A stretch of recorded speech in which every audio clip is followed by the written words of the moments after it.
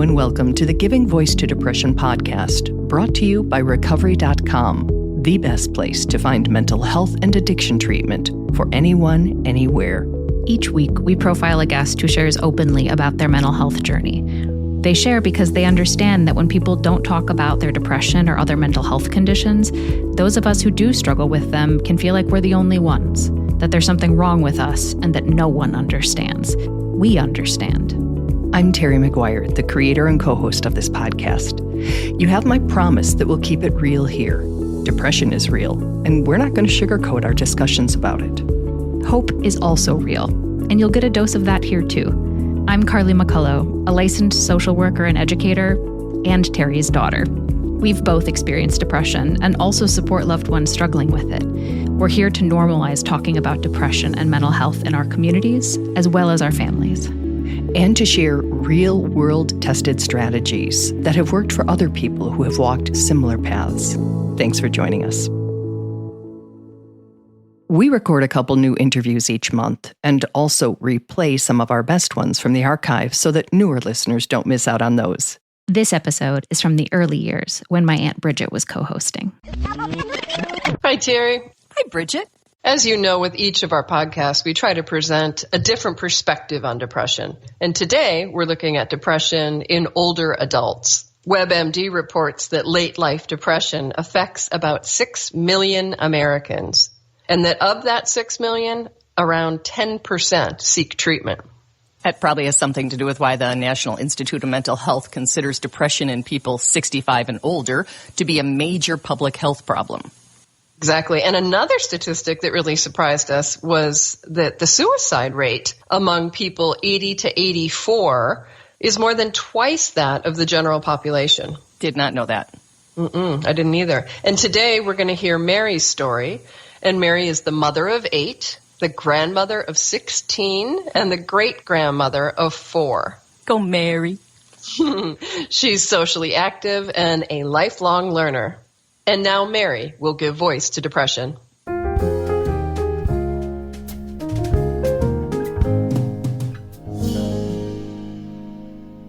I'm 93 years old, and I'm going to write this down because I want to say what I want to say, and I don't trust myself to say what I want to say spontaneously. Also, my fingers are stiff, and it takes a while to turn the darn pages, and I can't sometimes read my own writing very well. Given all that, here goes. How's it sound? Good. I am an average person, and I'm 93 years old, and I'm depressed. In the interest of accuracy, Mary has not been formally diagnosed as depressed, in part because her generation, as she says, really doesn't go to a doctor for something like that. In the time that I was brought up, when love yourself first was completely unheard of. And if you dwelled too much on yourself and your troubles, you would usually get over it.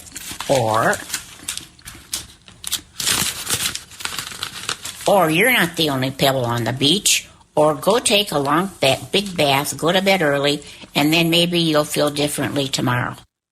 But now that all of her dearest friends have died and her body is slowly failing, Mary's tomorrows aren't much better than her yesterdays. And at her age, she never expects them to be.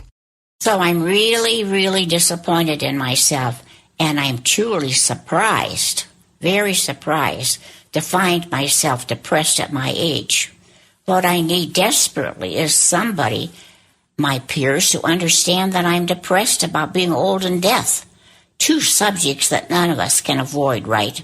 So it's kind of a waste of time. It's all part of nature. You can't change it, and I know all of that, for heaven's sakes.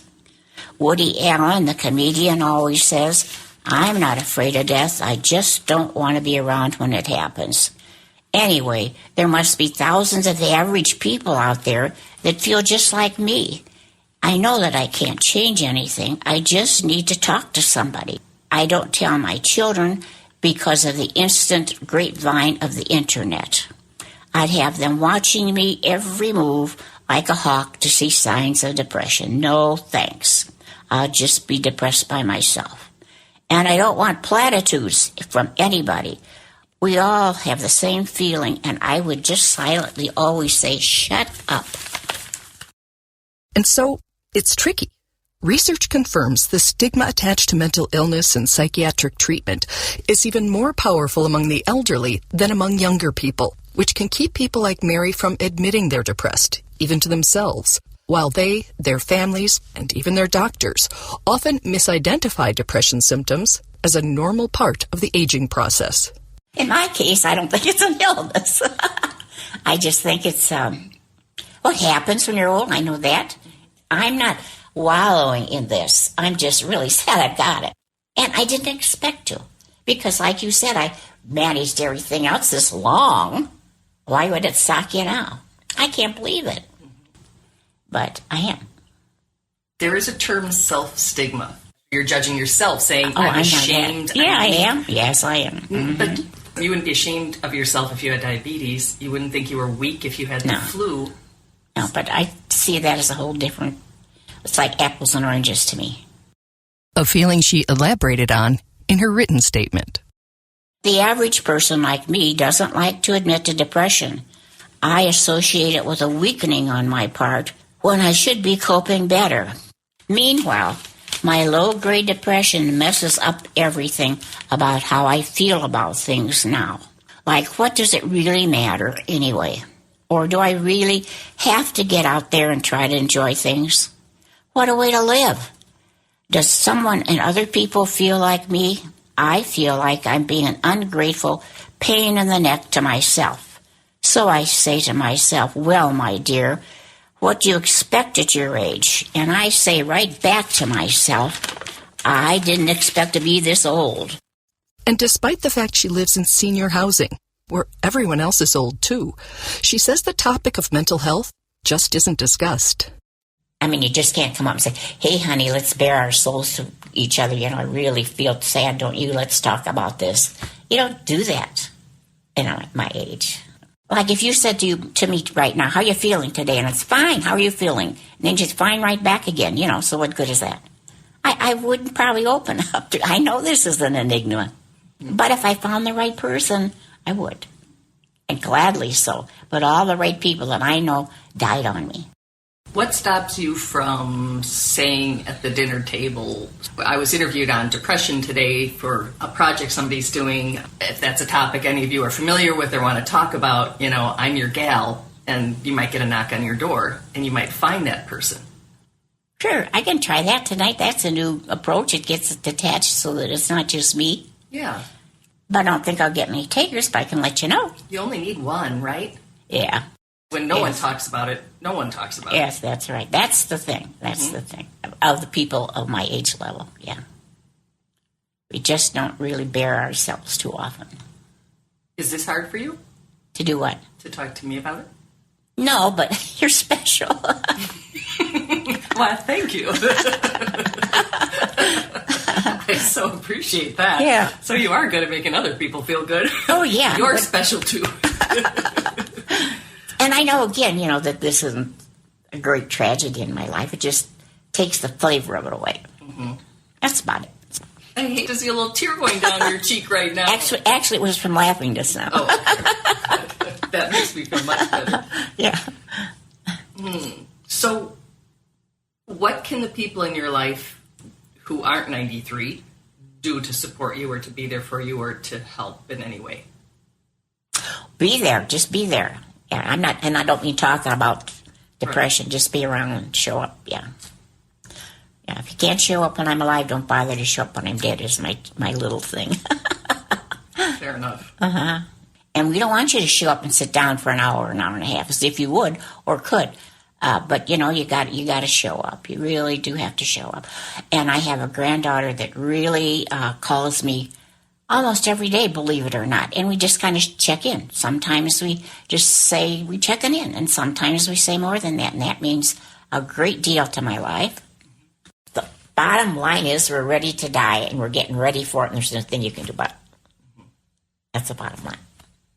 That's sad. Because we never expected it, really.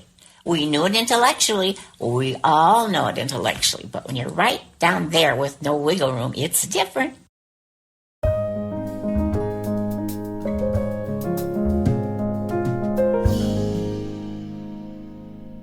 the universality of just wanting someone to be around or show up, as Mary said, strikes me. It absolutely does, because we've talked, whether it's teenagers or people in their 20s or 30s, or 40s, it just doesn't matter. And now 90s, what do you want? You just want to know somebody cares. Somebody's there for you. Yeah, and like she said, that doesn't even mean I want you to be here for me for an hour and a half. You know, maybe it's just the quick phone call, but let me know that you're thinking of me. Mm-hmm. I was looking up some of the, information around depression in the elderly, and they kept stressing, that healthy habits really matter. And they talked about continuing to use your brain and continuing to move your body and to eat to support your mood, which means basically minimizing sugar and refined carbs. Talks a lot about sleep, getting at least 7 to 9 hours of sleep every night, and to find some form, loosely defined, of support. And there's a lot of universality in that too, but you and I also know you can do all those things and still be depressed. That's true, but it's a good place to start. And it's just a unique voice to hear. And when we don't think about very often, I mean, it's real easy to to almost put them out of your mind. And, damn it, 8 kids, did you say 16 grandkids? That's a lot of people who could send a card. Mm-hmm. Mm-hmm. So, yeah, I appreciate the fact that she did something she was uncomfortable with. Obviously, this is not something that she talks about, or as she said, they all talk about. Her generation doesn't talk about it. It's a big step. And I'm very grateful that she was willing to do that, so we could explore some of the statistics, but also just put a human face on it and have some laughs during the talk, which was nice, and just. Yeah, Sweet. It was a nice conversation, and for someone who said she never talks about it, we talked for 45 minutes, so that was also nice. And for doing a podcast when she doesn't even know what a podcast is. That's so funny. I love ending it on that. She will laugh so hard when she hears that.